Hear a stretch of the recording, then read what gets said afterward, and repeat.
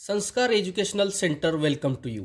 Today's topic practice set 6 सराव संच 6 class 7 इयत्ता 7वी चॅप्टर नंबर 1 जिओमेट्रिकल कन्स्ट्रक्शन भौमितिक रचना. Question first, write the names of pairs of congruent line segments. Use a divider to find them. खालील आकृतीमध्ये एकरूप रेषाखंडाच्या जोड्या आपल्याला लिहायचं आहे. ठीक आहे, इथं दिलेलं आहे खाली use a divider to find them म्हणले. कर्कटकाचा वापर करून ते आपल्याला शोधायचे आहेत.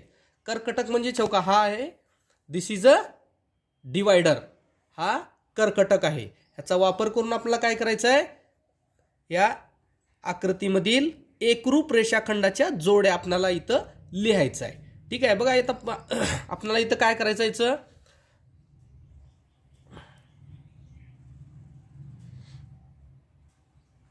जोड्या बघा इथं काय दिलेलं आहे, सगळ्या याचं माप आपल्याला अगोदर चेक करायचं आहे.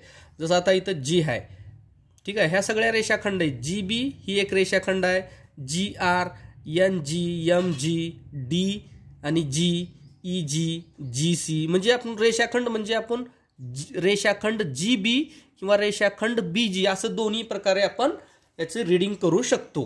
ठीक आहे, तर आपल्याला याचं अंतर घ्यायचं आहे की सर्वात अगोदर काय येणार इथं बघा, याचं अंतर घेऊ आपण.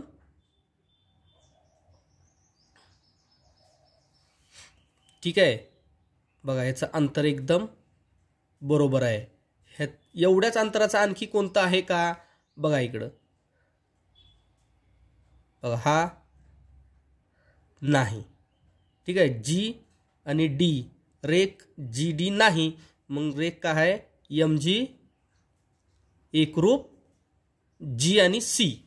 ठीक आहे, आपण कोणतंही लिहू शकतो याच्यामध्ये. आपण ह्याचं काय माप घ्यायचं आहे, माप घेऊन आपल्याला एकरूप कोणता आहे ते लिहायचं आहे. पहिल्या ह्याच्यात काय लिहू शकतो आपण, मग बघा सिगमेंट, सिगमेंट एम जी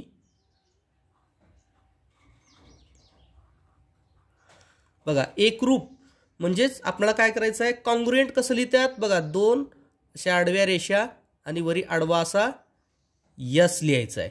ठीक आहे, हा काय झाला, चिन्ह झाला त्याचं एकरूपतेचं. पुढे काय येणार, एम जी हे कशासोबत बरोबर आहे, एकरूप आहे, segment M G congruent segment बघा जी सी. ही झाली त्याची पहिली जोडी. दुसरी जोडी आपण चेक करू. ठीक आहे, बघा एवढंच अंतर घेऊ, आणखी आहे का कोणतं, जी. बघा जी बी सुद्धा काय आहे, तेवढ्याच अंतराचा आहे, म्हणजे एकरूप आहे. हे दोन्ही एकसारखे समान म्हणजेच एकरूप आहेत, जी बी एम जी. ठीक आहे, आणखी काय, जी आर, जी आर सुद्धा काय, जी आरचं सुद्धा अंतर तेवढंच आहे. मग आपण लिहू शकतो त्याला आपण segment G R congruent segment जी आरचं काय, जी बी, जी बी. बघा नेक्स्ट,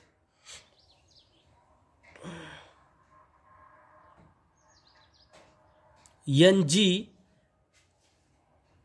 त्याच्यानंतर दिलेलं इथं G E, this is also congruent. Segment N G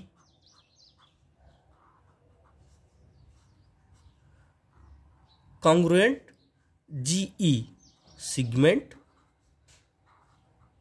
G E. Next one बघा आता G C, segment G C is congruent to segment G E. हे पण आपण लिहू शकतो किंवा कोणतंही लिहू शकतो, आणखी याच्यात वेगळं हे करूच नाही. Segment G R segment G R congruent to segment M G पण लिहू शकतो आपण. ठीक आहे, सिगमेंट एम जी. ठीक आहे, बघा हा पहिला प्रश्न आपला सॉल्व्ह झालेला आहे. Next one, second question. On the line below the distance between any two adjoining points shown on it is equal, hence fill in the blanks. इथं म्हणलेलं आहे काय, खालील रेषेवर ही जी रेषा आहे याच्यावर जे प्रत्येक पॉइंट आहे क्यू आणि पी, पी आणि झेड या दोन्हीमध्ये सारखं अंतर आहे. क्यू पी आणि पी झेड ह्या दोन्हीमध्ये जे अंतर आहे सारखं आहे. ठीक आहे, रेषेवर लगतच्या कोणत्याही दोन बिंदूमध्ये समान अंतर आहे, त्यावरून रिकाम्या जागा भरा म्हणलेला आहे. ठीक आहे, बघा इथं काय, आता ही जी रेषा आहे या रेषेवर प्रत्येक बिंदू हा समान अंतरावर आहे. ठीक आहे, क्यू पी झेड बघा ह्या तिन्हीमध्ये किती अंतर आहे, 2. तसंच झेड, वाय आणि एक्स ह्या ह्याच्यामध्ये सुद्धा काय समान अंतर आहे. Segment A B congruent segment, बघा ए आणि बी मध्ये काय काहीच एकच अंतर आहे एवढं, त्याच्यामुळे आपण काय ए आणि डब्ल्यू घेऊ शकता. ठीक आहे, segment A B congruent segment A W.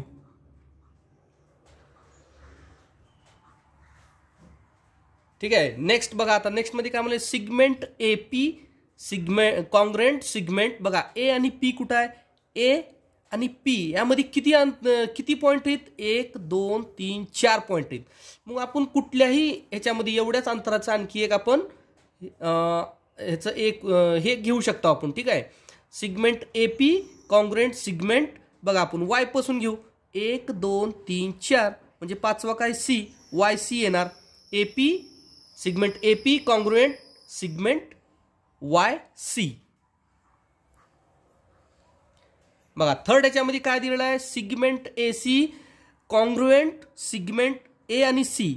ए आणि सी मध्ये काय एकच आहे, आपण ए बघा ह्याच्यामध्ये आपण इकडल्या साईडला घेऊ, ए आणि एक्सच्या मध्ये डब्ल्यू म्हणजे ए एक्स आपल्याला इथं घेता येईल. ठीक आहे, segment A C congruent segment A x.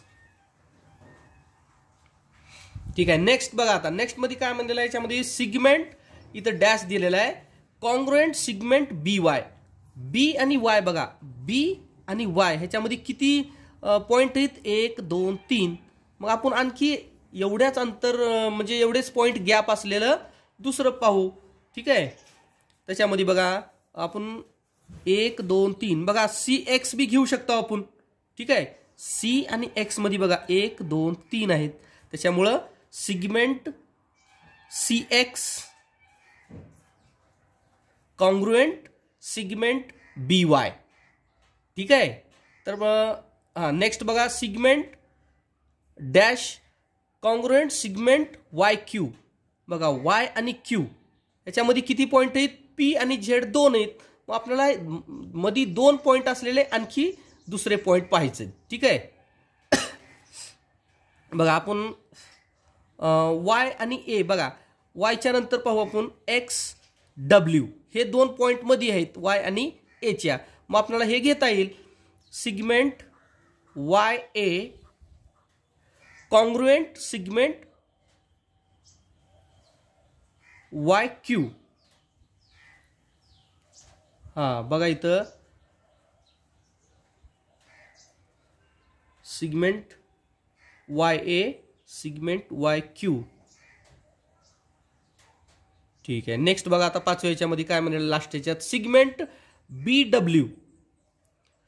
बी आणि डब्ल्यू मध्ये किती आहे, एकच पॉईंट आहे. त्याच्यानंतर आपण काय करायचं इथं बघा शेवटी काय दिलेलं आहे,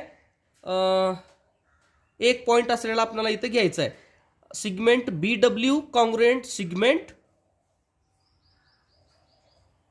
ए आणि सी घेऊ शकतो. ठीक आहे, बी मध्ये आल्यानंतर म्हणून आपल्याला इथं काय रीडिंग करता येईल, segment B W congruent segment A C. ठीक आहे, इथं बघा थोडंसं पाचव्या ह्याच्यामध्ये काय झालेलं आहे, सिगमेंट वाय ए कॉन्ग्रुएंट सिगमेंट वाय क्यू. बघा वाय आणि ए म्हणजे 2चं गॅप आहे. आपल्याला इथं काय केलं वाय आणि क्यू म्हणजे इथं बी 2चं गॅप आहे. म्हणजे कसंही केलं तर आपल्याला काय तेवढ्याच पॉईंट मधलं कॉन्ग्रेंट म्हणजे एकरूपतेच्या ह्या जोड्या आहेत. ठीक आहे. बघा, आणखी चॅनलला सबस्क्राईब केलेलं नसेल तर करून घ्या. ठीक आहे. ओके, धन्यवाद.